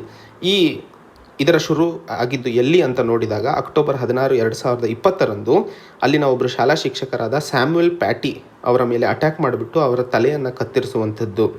ಅವರು ಮಾಡಿದ್ದೇನು ಅಥವಾ ಯಾಕೆ ಅವರ ಮೇಲೆ ದಾಳಿ ಆಯಿತು ಅಂತ ನೋಡಿದಾಗ ಅವರು ತನ್ನ ಕ್ಲಾಸಿನಲ್ಲಿ ಪಾಠ ಮಾಡಬೇಕಾದ್ರೆ ಪ್ರಾಫೆಟ್ ಮೊಹಮ್ಮದ್ ಅವರ ಕಾರ್ಟೂನ್ಗಳು ಚಾರ್ಲಿ ಹೆಬ್ಡೋ ಮ್ಯಾಗಝೀನ್ನಲ್ಲಿ 2011-12ರಲ್ಲಿ ಜಾರಿಗೆ ಅಥವಾ ಪಬ್ಲಿಷ್ ಮಾಡಿದಂತಹ ಕಾರ್ಟೂನ್ಸ್ಗಳನ್ನು ಶಾಲೆಯಲ್ಲಿ ಕ್ಲಾಸ್ನಲ್ಲಿ ವಿದ್ಯಾರ್ಥಿಗಳಿಗೆ ತೋರಿಸಿದ್ದು ಸೋಷಿಯಲ್ ಮೀಡಿಯಾದಲ್ಲಿ ಅದು ವೈರಲ್ ಆಗಿತ್ತು. ಸೊ ಅದು ಸೋಷಿಯಲ್ ಮೀಡಿಯಾದಲ್ಲಿ ವೈರಲ್ ಆದ ನಂತರ 18 ವಯಸ್ಸಿನ ಯುವಕ ಚೆಂಚನ್ ರಿಫ್ಯೂಜಿ ಅವನು ಸುಮಾರು ಅವರ ಮನೆಯಿಂದ 80 ಕಿಲೋಮೀಟರ್ ದೂರದಲ್ಲಿದ್ದವನು ಅವರು ಅಟ್ಯಾಕ್ ಮಾಡಿಬಿಟ್ಟು ಸ್ಯಾಮ್ಯುಯಲ್ ಪ್ಯಾಟಿ ಅವರ ತಲೆಯನ್ನು ಕತ್ತರಿಸಿರುವಂಥದ್ದು. ಸೊ ಈ ಚಾರ್ಲಿ ಹೆಬ್ಡೋ ಆಫೀಸ್ ಮೇಲೂ ಸಹ 2015ರಲ್ಲಿ ದಾಳಿ ಆಗಿಬಿಟ್ಟು ಆ ಆಫೀಸನ್ನು ಧ್ವಂಸಗೊಳಿಸಿರುತ್ತಾರೆ. ಸೊ ಈ ಒಂದು ಸನ್ನಿವೇಶವನ್ನು ನೋಡಿದಾಗ ಪ್ಯಾಟಿ ಇತಿಹಾಸ ಮತ್ತು ಭೂಗೋಳಶಾಸ್ತ್ರದ ಶಿಕ್ಷಕರಾಗಿದ್ದರು. ಸೊ ಶಾಲೆಯಲ್ಲಿ ನಡೀತಿರುವಂತಹ ಕೆಲಸಗಳು ವಿದ್ಯಾರ್ಥಿಗಳಲ್ಲಿ ಒಂದು ಹೊಸ ಆಲೋಚನಾತ್ಮಕ ಹಾಗೂ ಒಂದು ವಿವೇಚನಾತ್ಮಕ ಶಿಕ್ಷಣವನ್ನು ಕೊಡುವಂತಹ ನಿಟ್ಟಿನಲ್ಲಿ ಶಿಕ್ಷಕರು ಯಾವುದೋ ಒಂದು ಪತ್ರಿಕೆಗಳನ್ನು ಅಥವಾ ಯಾವುದಾದ್ರೂ ಒಂದು ಹೊಸ ವಿಷಯವನ್ನು ತಿಳಿಸಲು ಈ ರೀತಿಯ ಒಂದು ಅವಕಾಶಗಳನ್ನು ಅಥವಾ ಈ ರೀತಿಯ ಆರ್ಟಿಕಲ್ಸ್ಗಳನ್ನು ಪಬ್ಲಿಷ್ ಮಾಡಿರ್ತಾರೆ. ಆದರೆ ಅದನ್ನೂ ಸಹ ರಿಲಿಜನಿಗೆ ವಿರುದ್ಧವಾಗಿ ತಗೊಂಡು ಈ ರೀತಿಯ ಕೃತ್ಯಗಳನ್ನು ಶಿಕ್ಷಕರ ಮೇಲೆ ಎಸಗಿದ್ದಲ್ಲಿ ಅದು ಎಷ್ಟರ ಮಟ್ಟಿಗೆ ಸರಿ ಅನ್ನುವಂತಹ ಪ್ರಶ್ನೆ ಮೊದಲನೇದು ಕೇಳ್ತಾ ಇರುವಂಥದ್ದು. ಎರಡನೇದು ಶಾಲೆ ಮತ್ತು ಸೆಕ್ಯುಲರಿಸಮ್ ಬಗ್ಗೆ ಮಾತಾಡ್ತಾ ಇದ್ದೀವಿ. ಸೆಕ್ಯುಲರಿಸಮ್ ಅಂತಂದಾಗ ಭಾರತದಲ್ಲಿ ನಾವು ಸೆಕ್ಯುಲರಿಸ್ಟ್ ಕಂಟ್ರಿ ಅಂತಲೇ ಫಾಲೋ ಮಾಡ್ತೀವಿ. ಯಾವುದೇ ರಿಲಿಜನ್ ಆಗಿರಲಿ ಎಲ್ಲರೂ ಒಂದೇ ಅಂತ ಪರಿಗಣನೆಗೆ ತಗೊಳ್ಳುವಂಥದ್ದು. ಆದರೆ ಫ್ರೆಂಚ್ನಲ್ಲಿ 3ನೇ ರಿಪಬ್ಲಿಕ್ 1870ರಲ್ಲಿ ಆದಾಗ ಅಲ್ಲಿನ ಶಿಕ್ಷಕರು ಬಹಳಷ್ಟು ರೂರಲ್ ಸೈಡ್ ಇದ್ದಂತಹ ಫ್ರೆಂಚ್ ಸಿಟಿಸನ್ಸ್ ಏನಿದ್ದರೋ ಅವರಲ್ಲಿ ಒಂದು ಶಿಕ್ಷಣದ ಮೂಲಕ ಒಂದು ಹೊಸ ಆಲೋಚನೆಯನ್ನು ಲಿಬರ್ಟಿ, ಫ್ರೆಟರ್ನಿಟಿ, ಈಕ್ವಾಲಿಟಿಯ ಜೊತೆಯಲ್ಲಿ ಸೆಕ್ಯುಲರಿಸಮ್ ಅನ್ನುವಂತಹ ಕಾನ್ಸೆಪ್ಟನ್ನು ಇಂಟ್ರೊಡ್ಯೂಸ್ ಮಾಡಿ ಸಾಮಾಜಿಕ ಏಕೈಕತೆ ಅಥವಾ ಏಕಾಗ್ರತೆಗೆ ಒಳಪಡಿಸಲು ಜನರನ್ನು ಶಿಕ್ಷಕರು ಬಹಳಷ್ಟು ಇಂಪಾರ್ಟೆಂಟ್ ರೋಲನ್ನು ಪ್ಲೇ ಮಾಡ್ತಾ ಇರುವಂಥದ್ದು. ಸೊ ಫ್ರೆಂಚ್ ರಿಪಬ್ಲಿಕ್ನಲ್ಲಿ ಸೆಕ್ಯುಲರಿಸಮ್ ಕಾನ್ಸೆಪ್ಟನ್ನು ಎಕ್ಸೆಪ್ಟ್ ಮಾಡೋದಾಗಲಿ ಅಥವಾ ರಿಜೆಕ್ಟ್ ಮಾಡೋದಾಗಲಿ 1950 ಮತ್ತು 60ರ ದಶಕದಲ್ಲಿ ಆಫ್ರಿಕಾದಲ್ಲಿ ಫ್ರೆಂಚ್ ಕೊಲೊನೀಸ್ ಆಗಿದ್ವೋ ಅವು ಡಿಕೊಲನೈಸೇಷನ್ಗೆ ಒಳಗಾದವು. ಈ ಸಮಯದಲ್ಲಿ ಆವಾಗ ಅಲ್ಲಿ ಇದ್ದಂತಹ ಮುಸ್ಲಿಂ ಜನಸಂಖ್ಯೆಯೂ ಸಹ ಫ್ರಾನ್ಸಿಗೆ ಹಿಂತಿರುಗಲು ಒಳಗಾದರು. ವೈಲೆನ್ಸ್ ಶುರುವಾಗಿದ್ದು ಅಲ್ಜೇರಿಯನ್ ಸಿವಿಲ್ ವಾರ್ 1990ರಲ್ಲಿ. ತದನಂತರ ಫ್ರೆಂಚ್ನಲ್ಲಿ ಹಿಜಾಬ್ ಏನು ಮಾಸ್ಕ್ ತಲೆ ಮೇಲೆ ಮಾಸ್ಕನ್ನು ಹಾಕಲಾಗುತ್ತದೆಯೋ ಹೆಣ್ಣು ಮಕ್ಕಳಿಂದ ಅದನ್ನು ಹಿಜಾಬ್ ಅಂತ ಕರಿತೀವಿ. ಅದು ಶಾಲೆಗಳಲ್ಲೂ ಸಹ ವಿರೋಧವನ್ನು ವ್ಯಕ್ತಪಡಿಸಿರ್ತಾರೆ. ಆದರೆ ಫ್ರಾನ್ಸ್ನಲ್ಲಿ ಪ್ರೈಮ್ ಟಾರ್ಗೆಟ್ಸ್ ಈ ರೀತಿಯ ವೈಲೆನ್ಸ್ ಶುರುವಾಗಿದ್ದು 2010ರ ದಶಕದಲ್ಲಿ. ಸೊ ಫ್ರಾನ್ಸಿನ ಎದುರಿಗೆ ಇರುವಂತಹ 2 ಆಪ್ಷನ್ಸ್ ಈ ಒಂದು ಸಂಘರ್ಷದಲ್ಲಿ ಇರುವಂತಹ ಎರಡು ಆಪ್ಷನ್ಸು, ಮೊದಲನೇದು ಕಾಂಪ್ರಮೈಸ್ ಆಗುವಂಥದ್ದು. ಏನು ಅಂತಂದರೆ ಮುಸ್ಲಿಮ್ಸ್ ಏನಿದ್ದಾರೋ ಅವರನ್ನು ಸಹ ಕನ್ಸಿಡರೇಷನಿಗೆ ತಗೊಂಡು ಮುಂಸಾಗುವಂಥದ್ದು. ಎರಡನೇದು ಸೆಕ್ಯುಲರಿಸಮ್ ಏನು ಮಾತಾಡ್ತಿದ್ದೀವೋ, ಯಾವುದೇ ಧರ್ಮ ಜಾತಿ ಯಾವುದೇ ಯಾರಾಗಿರಲಿ ಎಲ್ಲರೂ ಒಂದೇ ರಾಷ್ಟ್ರಗಳಾಗಿ ಅಥವಾ ಒಂದೇ ರಾಷ್ಟ್ರದ ಜನರಾಗಿ ಬದುಕಲು ಮಾಡುವಂತಹ ಪ್ರಾವಧಾನಗಳನ್ನು ಈಗ ಇಮ್ಯಾನ್ಯುಯಲ್ ಮ್ಯಾಕ್ರಾನ್ ಅವರು ಮಾಡ್ತಾ ಇರುವಂಥದ್ದು ಅದೇ. ಆದರೆ ಎಲ್ಲರೂ ಒಂದೇ ಅಂತ ಕನ್ಸಿಡರ್ ಮಾಡಲು ಅಥವಾ ಎಲ್ಲರನ್ನೂ ಸೆಕ್ಯುಲರಿಸಮ್ ಟೇಬಲಿಗೆ ತರಬೇಕು ಅಂತಂದಿದ್ದಲ್ಲಿ ಅದು ವೈಲೆನ್ಸನ್ನು ಬಹಳ ಬಿಡುವು ಮಾಡಿಕೊಡುತ್ತದೆ. ಸೊ ಈ ರೀತಿಯ ವೈಲೆನ್ಸನ್ನು ಕನ್ಸಿಡರೇಷನಿಗೆ ತಗೊಂಡು ಎಷ್ಟರ ಮಟ್ಟಿಗೆ ಫ್ರಾನ್ಸ್ ಮುಂದೆ ಪೀಸನ್ನು ಅಥವಾ ಶಾಂತಿಯನ್ನು ಕಾಪಾಡಲು ಸಾಧ್ಯವಿದೆ ಅನ್ನುವಂಥದ್ದನ್ನು ಈ ಆರ್ಟಿಕಲಲ್ಲಿ ಹೇಳ್ತಾ ಇರುವಂಥದ್ದು. ಒಟ್ಟಾರೆ ಈ ಆರ್ಟಿಕಲಲ್ಲಿ ಅರ್ಥೈಸ್ಕೊಳ್ಳಬೇಕಾಗಿರುವಂಥದ್ದು, ಈಗ ಫ್ರಾನ್ಸ್ನಲ್ಲಿ ನಡೀತಿರುವಂತಹ ಟೆರರಿಸ್ಟ್ ಆ್ಯಕ್ಟಿವಿಟೀಸ್ಗಳ ಬುನಾದಿ ಅಲ್ಲಿ ಬಂದಂತಹ ಮುಸ್ಲಿಂ ಪಾಪ್ಯುಲೇಷನ್ನು ಆಫ್ರಿಕಾದಲ್ಲಿ ನಡೆದಂತಹ ಡಿಕಾಲನೈಸೇಷನ್ಗೂ ಇರುವಂತಹ ಸಂಬಂಧ, ಮತ್ತು ಡಿಕಾಲನೈಸೇಷನ್ ಆದ ನಂತರ ಸೆಕ್ಯುಲರಿಸಮ್ ಅನ್ನುವಂತಹ ಕಾನ್ಸೆಪ್ಟನ್ನು ಫ್ರೆಂಚ್ ಸಿಟಿಸನ್ಶಿಪ್ ಅಥವಾ ಫ್ರಾನ್ಸ್ ರಾಷ್ಟ್ರದಲ್ಲಿ ಆ ರಾಷ್ಟ್ರದ ಜನರಲ್ಲಿ ಸೆಕ್ಯುಲರಿಸಮ್ ಐಡಿಯಾನ ಒಳನುಗ್ಗಿಸಲು ಮಾಡ್ತಾ ಇರುವಂತಹ ಪ್ರಯತ್ನಗಳಲ್ಲಿ ಈ ರೀತಿಯ ಕೃತ್ಯಗಳು ನಡೀತಾ ಇರುವಂಥದ್ದು. ಸೊ ಟೆರರಿಸಮ್ ಯಾವ ರೀತಿಯಲ್ಲಿ ಫ್ರಾನ್ಸಿಗೆ ಒಂದು ಚಾಲೆಂಜ್ ಆಗಿ ನಿಲ್ಲಲಿದೆ ಸೆಕ್ಯುಲರಿಸಮ್ ಕಾನ್ಸೆಪ್ಟನ್ನು ಎಕ್ಸೆಪ್ಟ್ ಮಾಡೋದಕ್ಕೆ ಅನ್ನುವಂಥದ್ದನ್ನು ನಾವು ಮುಂದಿನ ದಿನಗಳಲ್ಲಿ ಇನ್ನೂ ಕಾದು ನೋಡಬೇಕಾಗಿದೆ. ಅಲ್ಲಿನ ಸರ್ಕಾರ ಮತ್ತು ಜನರು ಯಾವ ರೀತಿಯಲ್ಲಿ ಇದಕ್ಕೆ ರಿಯಾಕ್ಟ್ ಮಾಡಲಿದ್ದಾರೆ ಅನ್ನುವಂಥದ್ದು. ಮುಂದಿನ article, hitting fossil fuels companies where it hertz. So fossil fuels ಅಂತಂದರೆ ಇರುವಂತಹ ಏನು ಈಗ ಸದ್ಯಕ್ಕೆ ಪೆಟ್ರೋಲ್ ಆಗಿರ್ಬೋದು, ಡೀಸೆಲ್ ಆಗಿರ್ಬೋದು, ಹಾಗೂ ಈ ರೀತಿಯ ತೈಲ ಕಂಪನಿಗಳಲ್ಲಿ ಇನ್ವೆಸ್ಟ್ ಮಾಡ್ತಿರುವಂತಹ ಏನೇನು ದೊಡ್ಡ ದೊಡ್ಡ ಕಂಪನಿಗಳಿದಾವೋ ಅವರ ವಿರುದ್ಧ ನಡೀತಿರುವಂತಹ ಸಮರದ ಬಗ್ಗೆ ಈ ಆರ್ಟಿಕಲಲ್ಲಿ ಅರ್ಥೈಸ್ಕೊಳ್ಳಬೇಕಾಗಿರುವಂಥದ್ದು. ಈ ಆರ್ಟಿಕಲ್ನ ಸಂಕ್ಷಿಪ್ತವಾಗಿ ಅರ್ಥೈಸ್ಕೊಳ್ಳೋದಕ್ಕಿಂತ ಮುಂಚೆ ಒಂದು ಪದ ಡೈವೆಸ್ಟ್ಮೆಂಟ್ ಬಗ್ಗೆ ಅರ್ಥೈಸ್ಕೊಳ್ಳೋಣ. ಡೈವೆಸ್ಟ್ಮೆಂಟ್ ಅಂತಂದ್ರೇನು? ಯಾವುದೇ ಒಂದು ಕಂಪನಿ ಇನ್ವೆಸ್ಟ್ ಮಾಡಬೇಕು ಅಂತಂದರೆ ಅದು ಸ್ಟಾಕ್ಸಲ್ಲಿ ಅಥವಾ ಬಾಂಡ್ಸಲ್ಲಿ ಹಣವನ್ನು ಕಲೆಕ್ಟ್ ಮಾಡಲು ಶುರು ಮಾಡುತ್ತದೆ. ಈಗ ನೀವು ಸಪೋಸ್ ರಿಲಯನ್ಸ್ ಇಂಡಸ್ಟ್ರೀಸ್ ಇದೆ, ರಿಲಯನ್ಸ್ ಇಂಡಸ್ಟ್ರೀಸಲ್ಲಿ ಜನರು ಹಾಕುವಂತಹ ಸ್ಟಾಕ್ಸಲ್ಲಿ ಹಣ ಏನಿರ್ತದೆ ಆ ಹಣವನ್ನು ಉಪಯೋಗಿಸ್ಕೊಂಡು ರಿಲಯನ್ಸ್ ಬೇರೆ ಬೇರೆ ಕಡೆ ಇನ್ವೆಸ್ಟ್ ಮಾಡುತ್ತದೆ. ಅದೇ ರೀತಿಯಲ್ಲಿ ಡೈವೆಸ್ಟ್ಮೆಂಟ್ ಅಂತಂದರೆ ಯಾರು ಜನರು ಈ ಒಂದು ಕಂಪನಿಗಳಲ್ಲಿ ಫಾಸಿಲ್ ಫ್ಯೂಲ್ಸಿಗೆ ಸಂಬಂಧಿಸಿದಂಥ ಕಂಪನಿಗಳಲ್ಲಿ ಹಾಕುವಂತಹ ಹಣವನ್ನು ನಿಲ್ಲಿಸ್ತಾರೋ ಅಥವಾ ಅದನ್ನು ವಾಪಸ್ ತೆಕ್ಕೋತಾರೋ, ಸ್ಟಾಕ್ಸ್ಗಳನ್ನು ಬಾಂಡ್ಸ್ಗಳನ್ನು ಮಾರಿಬಿಟ್ಟು, ಆ ಒಂದು ಕ್ರಿಯೆಗೆ ನಾವು ಡೈವೆಸ್ಟ್ಮೆಂಟ್ ಅಂತ ಕರಿತೀವಿ. ಆಫ್ರಿಕಾದಲ್ಲಿ ಅಪಾರ್ಥೈಡನ್ನು ತೆಗೆದುಹಾಕಲು ಸಾಧ್ಯವಾಗಿದ್ದು ಒಂದೇ ಕಾರಣದಿಂದ, ಕನ್ಸಿಸ್ಟೆಂಟಾಗಿ ಅಥವಾ ಬಹಳ ಸುದೀರ್ಘವಾಗಿ ನಡೆದಂತಹ ಒಂದು ಹೋರಾಟ, ಡೈವೆಸ್ಟ್ಮೆಂಟ್ ಮೂವ್ಮೆಂಟ್ ಅಂತಲೇ ಕರಿತೀವಿ. ಜನರು ಆ ಒಂದು ಅಪಾರ್ಥೈಡ್ ಮೂವ್ಮೆಂಟಿಂದ ಹೊರಹೋಗಲು ಅಥವಾ ರೇಷಿಯಲ್ ಏನು ಡಿಫ್ರೆನ್ಸಿಯೇಷನ್ ಆಗ್ತಿತ್ತೋ ಅದರಿಂದ ದೂರ ಸರಿಯಲು ಶುರುವಾದರೂ ಅವಾಗಷ್ಟೇ ಅಪಾರ್ಥೈಡನ್ನು ಆಫ್ರಿಕಾದಲ್ಲಿ ಗೆಲ್ಲಲು ಸಾಧ್ಯವಾಯಿತು. ಅದೇ ರೀತಿಯಲ್ಲಿ ಇವತ್ತಿನ ಕಾಲದಲ್ಲಿ 21ನೇ ಶತಮಾನದಲ್ಲಿ ಕ್ಲೈಮೇಟ್ ಚೇಂಜ್ ಒಂದು ದೊಡ್ಡ ಪ್ರಾಬ್ಲಮ್ ಆಗಿ ನಿಂತಿದ್ದು, ಅದಕ್ಕೆ ಹೊಡೆದಾಡಲು ಈ ಒಂದು ಆರ್ಗನೈಸೇಷನ್ಸ್ಗಳು, ಯಾವ organisations? Rain forest action, network 350.org, go fossil free, people and planet, youths ಹಾಗೂ ಯೂನಿವರ್ಸಿಟೀಸ್, ಫ್ಯಾಕಲ್ಟೀಸ್ ಮತ್ತು ಬಹಳಷ್ಟು ಜನರು ಸೇರಿಕೊಂಡು ಈ ಒಂದು ಫಾಸಿಲ್ ಕಂಪನಿಗಳ ವಿರುದ್ಧವಾಗಿ ಡೈವೆಸ್ಟ್ಮೆಂಟ್ ಮೂವ್ಮೆಂಟನ್ನು ಶುರು ಮಾಡಿರುವಂಥದ್ದು. ಸೊ ಡೈವೆಸ್ಟ್ಮೆಂಟ್ ಮೂವ್ಮೆಂಟನ್ನು ಉದಾಹರಣೆಗೆ ಸೌದಿ ಆರ್ಮ್ಯಾಕೋ ಅನ್ನುವಂತಹ ಕಂಪನಿ 2019ರಲ್ಲಿ $111.1 ಬಿಲಿಯನ್ ಇನ್ವೆಸ್ಟ್ಮೆಂಟನ್ನು ಮಾಡಿರುತ್ತದೆ. Royal Dutch Shell's company 23.9 billion, Exxon Mobil's 20.8 billion dollar. ಇವು ಬರೀ 3 ಕಂಪನಿಗಳು. ಈ ರೀತಿಯ ಬಹಳಷ್ಟು ಕಂಪನಿಗಳು ಫಾಸಿಲ್ ಫ್ಯೂಲ್ಸ್ಗಳಲ್ಲಿ, ಈ ರೀತಿಯ ತೈಲ ಕಂಪನಿಗಳಿಗೆ ಇನ್ವೆಸ್ಟ್ಮೆಂಟ್ ಜಾಸ್ತಿ ಮಾಡ್ತಾ ಹೋದ ಹಾಗೆ ಕಾರ್ಬನ್ ಎಮಿಷನ್ನು ಜಾಸ್ತಿ ಆಗ್ತಾ ಹೋಗ್ತದೆ. ಆದರೆ ಭಾರತದಲ್ಲಿ ಈ ಡೈವೆಸ್ಟ್ಮೆಂಟ್ ಮೂವ್ಮೆಂಟಿಗೆ ಅಷ್ಟು ಪ್ರಚೋದನೆ ಸಿಕ್ಕಿಲ್ಲ. ಯಾಕಂದರೆ ಭಾರತದ ಕಾಂಟ್ರಿಬ್ಯೂಷನ್ ಕ್ಲೈಮೇಟ್ ಚೇಂಜಿಗೆ ಬಹಳ ಕಡಿಮೆ ಇರುವಂಥದ್ದು. ಆದರೆ ಪಾಲಿಸಿ ಮೇಕರ್ಸು ಇದನ್ನು ಗಮನದಲ್ಲಿಟ್ಕೊಂಡು ಮುಂದೆ ಮಾಡುವಂತಹ ಬದಲಾವಣೆಗಳು ಅಥವಾ ಮುಂದೆ ಮಾಡುವಂತಹ ಪಾಲಿಸಿಗಳು ತೈಲ ಕಂಪನಿಗಳಿಗೆ ಸಂಬಂಧಿಸಿ ಅಥವಾ ಕಾರ್ಬನ್ ಎಮಿಷನ್ನಿಗೆ ಸಂಬಂಧಿಸಿ ಬಹಳ ಚಿಂತನೆಯಿಂದ ಬದಲಾವಣೆಗೆ ಒಳಗಾಗಬೇಕು. ಯಾಕಂದರೆ ಈಗ ನಡೀತಿರುವಂತಹ ಬೇರೆ US ಆಗಿರ್ಬೋದು, ಯುರೋಪಿಯನ್ ಯೂನಿಯನ್ ಆಗಿರ್ಬೋದು, ಅಲ್ಲಿ ನಡೀತಿರುವಂತಹ ಈ ಡೈವೆಸ್ಟ್ಮೆಂಟ್ ಮೂವ್ಮೆಂಟ್ ಭಾರತಕ್ಕೂ ಬರಲು ತಡವಾಗೋದಿಲ್ಲ ಅನ್ನುವಂಥದ್ದು. ಹಾಗೆ centre for science and environment ಕೊಟ್ಟಿರುವಂತಹ ಒಂದು ರೀಸೆಂಟ್ ರಿಪೋರ್ಟ್ ಹೇಳ್ತಾ ಇರೋ ಹಾಗೆ ಕೋಲ್ ಪವರ್ ಪ್ಲ್ಯಾಂಟ್ಸ್ ಏನಿದಾವೋ ಇವುಗಳನ್ನು ಹೇಗೆ ಕಾಲಾಂತರದಲ್ಲಿ ತೆಗೆದುಹಾಕಲು ಸಾಧ್ಯವಾಗಲಿದೆ ಅನ್ನುವಂಥದ್ದನ್ನು ಮಾತಾಡ್ತಿದ್ದಾರೆ. ಆ ಒಂದು ರಿಪೋರ್ಟನ್ನು ನಾವು ನೆನ್ಪಿಟ್ಕೋಬೇಕು.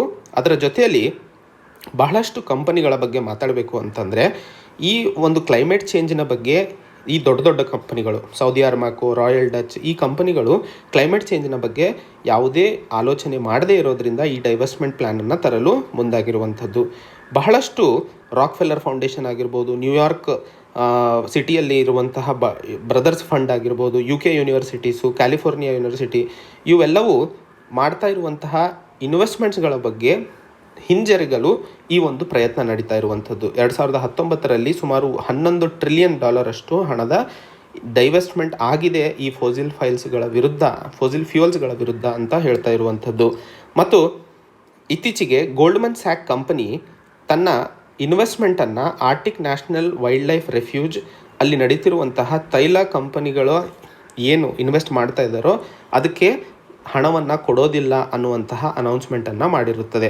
ಮತ್ತು 2020ರಲ್ಲಿ banking on climate change by rainforest action network ಅನ್ನುವಂತಹ ಒಂದು ರಿಪೋರ್ಟ್ನಲ್ಲಿ ನೋಡಿದಾಗ ಪ್ಯಾರಿಸ್ ಅಗ್ರಿಮೆಂಟ್ 2015ರಲ್ಲಿ ಸೈನ್ ಮಾಡಿದ್ದು ಎಲ್ಲ ರಾಷ್ಟ್ರಗಳು ಈ ಒಂದು ನಡೀತಿರುವಂತಹ ಗ್ಲೋಬಲ್ ವಾರ್ಮಿಂಗನ್ನು 2 ಡಿಗ್ರಿ ಸೆಲ್ಸಿಯಸ್ಸಿಗೆ ತಡೆ ಹಿಡಿಯೋದಕ್ಕೆ ತಮ್ಮ ಸಮ್ಮತಿಯನ್ನು ಕೊಟ್ಟಿದ್ದರು.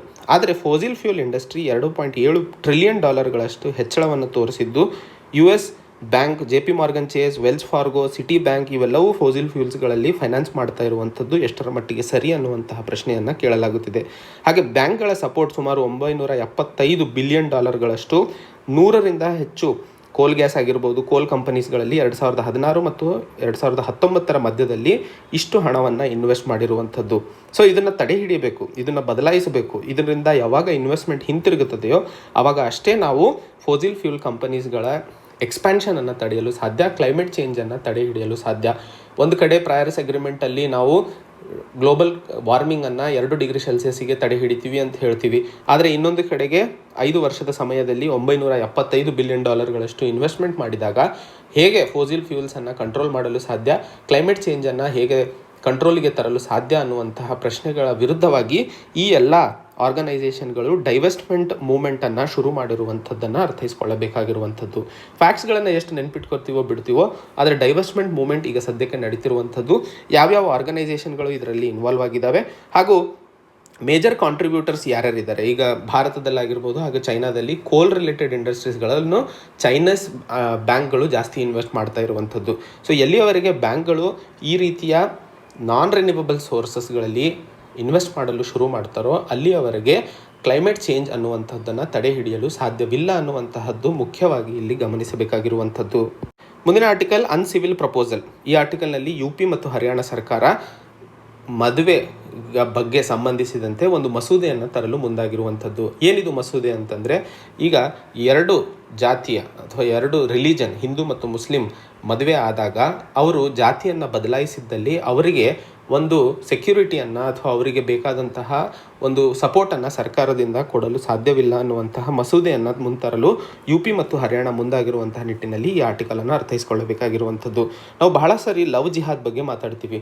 ಮುಸ್ಲಿಂ ಹುಡುಗರು ಹಿಂದೂ ಹೆಣ್ಣುಮಕ್ಕಳನ್ನು ಲವ್ ಮಾಡಿಬಿಟ್ಟು ಅವರನ್ನು ಮದುವೆ ಆಗೋದಕ್ಕಿಂತ ಮುಂಚೆ ಅವರನ್ನು ಮುಸ್ಲಿಂ ಕಮ್ಯುನಿಟಿಗೆ ಕನ್ವರ್ಟ್ ಮಾಡುವಂಥದ್ದು ಮುಖ್ಯ ಉದ್ದೇಶ ಅವರ ಪಾಪ್ಯುಲೇಷನನ್ನು ಹೆಚ್ಚಿಸುವಂಥದ್ದು ಅನ್ನುವಂಥದ್ದು ಸಮಾಜದಲ್ಲಿ ಒಂದು ಐಡಿಯಾ ತುಂಬ್ಕೊಂಡ್ಬಿಟ್ಟಿದೆ. ಸೊ ಈ ಲವ್ ಜಿಹಾದನ್ನು ತಡೆ ಹಿಡಿಯುವಂತಹ ನಿಟ್ಟಿನಲ್ಲಿ UP ಮತ್ತು ಹರಿಯಾಣ ಸರ್ಕಾರ ಈ ಒಂದು ಲಾ ಅನ್ನು ತರಲು ಮುಂದಾಗಿರುವಂತಹ ನಿಟ್ಟಿನಲ್ಲಿ ಈ ಆರ್ಟಿಕಲ್ನಲ್ಲಿ ಅರ್ಥೈಸ್ಕೊಳ್ಳಬೇಕಾಗಿರುವಂಥದ್ದು.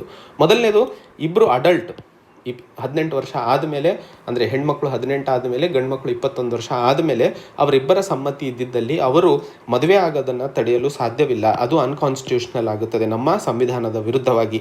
ಆದರೆ ಇಲ್ಲಿ ಹೇಳ್ತಾ ಇರೋ ಹಾಗೆ ಸ್ಪೆಷಲ್ ಮ್ಯಾರೇಜ್ ಆ್ಯಕ್ಟ್ನ ಅಡಿಯಲ್ಲಿ ಇಬ್ಬರು ಯಾವುದಾದ್ರೂ ಜಾತಿ ಆಗಿರಲಿ, ಯಾವುದಾದ್ರೂ ಧರ್ಮಕ್ಕೆ ಸೇರಿರಲಿ, ಅವರು ಮದುವೆ ಆಗುವ ಅವಕಾಶವನ್ನು ಸ್ಪೆಷಲ್ ಮ್ಯಾರೇಜ್ ಆ್ಯಕ್ಟ್ನ ಅಡಿಯಲ್ಲಿ ಮಾಡಿಕೊಡಲಾಗಿದೆ. ಆದರೆ ಈ ರೀತಿಯ ಲವ್ ಜಿಹಾದ್ ಅನ್ನೋ ಪದದ ಅರ್ಥವೇ ನಮ್ಮ ಲಾ ಅಲ್ಲಿ ಎಲ್ಲೂ ಇಲ್ಲ ಅಂತ ಹೇಳಿ ಕೇಂದ್ರ ಗೃಹ ಸಚಿವಾಲಯವು ತನ್ನ ಸ್ಟೇಟ್ಮೆಂಟನ್ನು ಕೊಟ್ಟಿದೆ.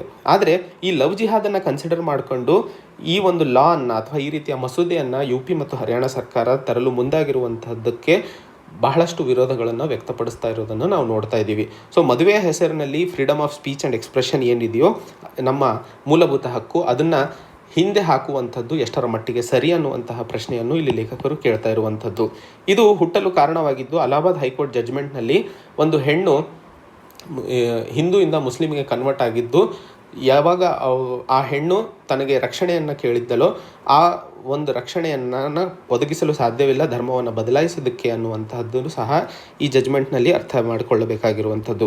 ಸೊ ಒಟ್ಟಾರೆ ಸ್ಪೆಷಲ್ ಮ್ಯಾರೇಜ್ ಆ್ಯಕ್ಟ್ನ ಅಡಿಯಲ್ಲಿ ಎಲ್ಲ ಮದುವೆಗಳನ್ನು ಸಮ್ಮತಿ ಸಿಗುತ್ತದೆ ಸರಿ, ಆದರೆ ಲವ್ ಜಿಹಾದ್ ಹೆಸರಲ್ಲಿ ಅಥವಾ ಈ ರೀತಿಯ ಇಂಡಿವಿಜುವಲ್ ಫ್ರೀಡಮನ್ನು ತಡೆ ಹಿಡಿಯಲು ಈ ರೀತಿಯ ಮಸೂದೆಗಳನ್ನು ತರುವಂಥದ್ದು ಎಷ್ಟರ ಮಟ್ಟಿಗೆ ಸರಿ ಅನ್ನುವಂಥದ್ದನ್ನು ಪ್ರಶ್ನೆಯನ್ನು ಕೇಳಲಾಗುತ್ತಿದೆ. ಸೊ ಇದು ನಾವು ಅರ್ಥೈಸ್ಕೊಳ್ಳಬೇಕಾಗಿರುವಂತಹ ವಿಷಯ. ಮುಂದಿನ article academia and free will. So ಈ ಆರ್ಟಿಕಲ್ನಲ್ಲಿ ನಾವು ಇಂಟರ್ನ್ಯಾಷನಲ್ ಅಕಾಡೆಮಿಕ್ ಫ್ರೀಡಮ್ ಇಂಡೆಕ್ಸನ್ನು ಜಾರಿಗೆ ಮಾಡಿದ್ದು ಈ ಒಂದು ಇಂಟರ್ನ್ಯಾಷನಲ್ ಅಕಾಡೆಮಿಕ್ ಫ್ರೀಡಮ್ ಇಂಡೆಕ್ಸ್ನ ಬಗ್ಗೆ ಅರ್ಥೈಸ್ಕೊಳ್ಳಲಿದ್ದೇವೆ. ಈ ಅಕಾಡೆಮಿಕ್ ಫ್ರೀಡಮ್ ಇಂಡೆಕ್ಸ್ನಲ್ಲಿ ಭಾರತ 0.352 ಪಾಯಿಂಟ್ಸ್ಗಳನ್ನು ಪಡೆದಿದ್ದು ಸೌದಿ ಅರೇಬಿಯಾ ಮತ್ತು ಲಿಬಿಯಾದೊಂದಿಗೆ ನಾವು ಸಮಾನವಾಗಿ ಉಳ್ಕೊಂಡಿದ್ದೀವಿ. Saudi Arabia 0.278, Libya 0.238. ಭಾರತಕ್ಕಿಂತಲೂ ಚೆನ್ನಾಗಿ ಪರ್ಫಾರ್ಮ್ ಮಾಡಿರುವಂತಹ ರಾಷ್ಟ್ರಗಳನ್ನು ನೋಡಿದಾಗ Malaysia, Pakistan, Brazil, Somalia, Ukraine ನಮ್ಮ ಭಾರತಕ್ಕಿಂತಲೂ ಚೆನ್ನಾಗಿ ಪರ್ಫಾರ್ಮ್ ಮಾಡಿರುವಂಥವು. ಈ ಒಂದು ಇಂಟರ್ನ್ಯಾಷನಲ್ ಅಕಾಡೆಮಿಕ್ ಫ್ರೀಡಮ್ ಇಂಡೆಕ್ಸ್ನಲ್ಲಿ ಉರುಗ್ವೆ ಮತ್ತು ಪೋರ್ಚುಗಲ್ ಟಾಪ್ ಆಗಿದ್ದಾವೆ. ತದನಂತರ ಲಾತ್ವಿಯಾ ಮತ್ತು ಜರ್ಮನಿ ಆ ಒಂದು ರ್ಯಾಂಕಿಂಗ್ನಲ್ಲಿ ಇರುವಂಥವು.